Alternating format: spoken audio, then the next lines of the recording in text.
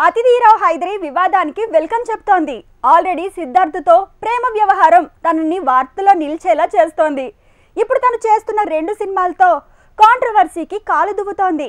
అచ్చంగా అదాసర్మదార్లో నడుస్తోంది. తనకి కేరళ స్టోరీ కలిసొచ్చినట్టే అతిథిరావు హైదరీకి 2 వివాదాలు తలరాత మార్చేలా ఉన్నాయి. అతిథిరావు హైదరీ తన ఫేట్ మార్చుకునేందుకు వివాదాలనే వేదికగా మార్చుకుంటోంది. మహాసముద్రం, వి లాంటి తెలుగు ప్రయోగాలు చేసినా తనకి కలిసి రాలేదు. అందుకే హిందీ వివాదమే బెటర్ అనుకుంటోందట. నానితో వి అంటూ ప్రయోగం చేసిన అతిథిరావు హైదరీకి మహాసముద్రం కూడా కలిసి రాలేదు. కలిసొచ్చిన తమిళ హిట్ మూవీ నవాబ్ కూడా తనకి పేరుని గుర్తింపుని తీసుకురాలేదు. అందుకే తను కూడా అదాశర్మ రూట్లోనే వెళ్లాలనుకుంటోందట. అదాశర్మ క్లాస్, మాస్, గ్లామర్ ఇలా అన్ని జానర్లలో ఎంత అందాలు ఆరబోసినా, పర్ఫార్మెన్స్ చేసినా పేరు రాలేదు.